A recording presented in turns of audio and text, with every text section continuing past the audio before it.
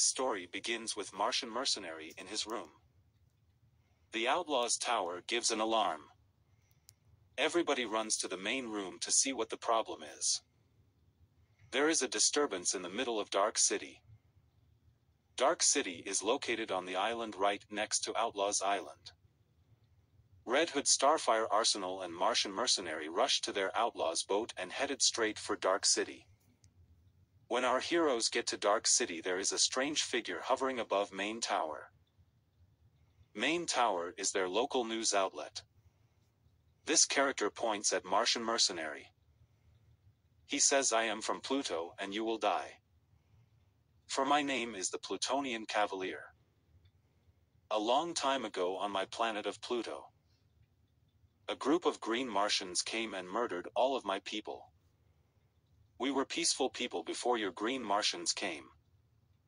So I blew up your planet and now I'm here to kill all of the Martians." Martian mercenary said, "Please do not blame me. I had no part in this destruction of your people. But you did kill my entire family. So get down here and surrender or die." The Plutonian Cavalier says, "Wrong, Martian, for it is you who will die." The two fly towards each other and then the Plutonian Cavalier lets out a rainbowish beam of light. And it grabs hold of Martian mercenary's leg and throws him to the ground. Martian mercenary comes up with a mental attack on the Plutonian Cavalier. But the Plutonian Cavalier had a plan. He matched his mental link to mercenaries. And the mental attack from Martian mercenary backfired. Red Hood, Starfire and Arsenal started to attack the Plutonian Cavalier. They've been fighting for around an hour. Martian mercenary finally woke up from his mental attack, and with the combined power of the outlaws they were able to take down the Plutonian Cavalier. Back on Outlaw's Island, the Martian and the Plutonian were talking. The Plutonian Cavalier was in a holding cell. Well, they waited for the Justice League to pick him up. Martian mercenary was asking the Plutonian why he could not just leave his people alone. Why he must seek revenge. The Plutonian just simply replied, "I must have vengeance for my family." Martian mercenary goes back up to the main floor where Red Hood, Starfire and Arsenal were waiting for him.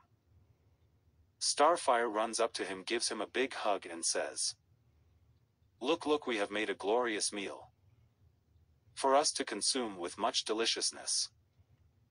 Red Hood says, "Now let's eat to a job well done." Our heroes finish their meal. When all of a sudden they hear a knock on their front door. No one, and I mean no one, should be here. They're in the middle of the ocean. Martian mercenary answers the door. There's a young woman standing there. Well, it's more of an alien. But it is a female. Martian mercenary says, "Can I help you?" She says, "I am here from a distant planet.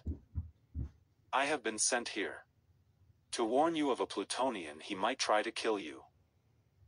Martian mercenary says, "Yes, we are well aware of that. We have him captured in the lower parts of our tower."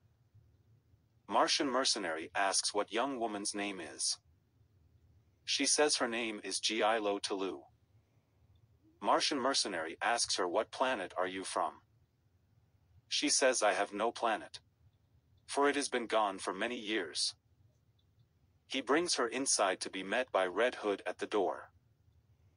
Jason Todd says, "Ahem, where do you think you're going?" Martian mercenary says, "To my room. Do you have a problem with that?" Jason Todd says, "No, not a problem with you going to the room just cleaned out for you. But a problem with you bringing the strange people into our tower." Martian mercenary says, "If anything happens and it's her fault, you can punish me for it. It is raining and cold and I have warm towels in my room." "Okay," Jason Todd says, "but I will keep an eye on you and her." Martian mercenary reaches his room. The girl sits down on his bed and says, "This is a nice room. How long have you lived here?" 10 to 11 months maybe. I have not been here long. I have just lost my entire planet as well." She says, "Sorry for asking." He says no problem, don't worry about it, I have gotten over it anyway. He says good night and walks out the door. She says there is no need for that, you can stay.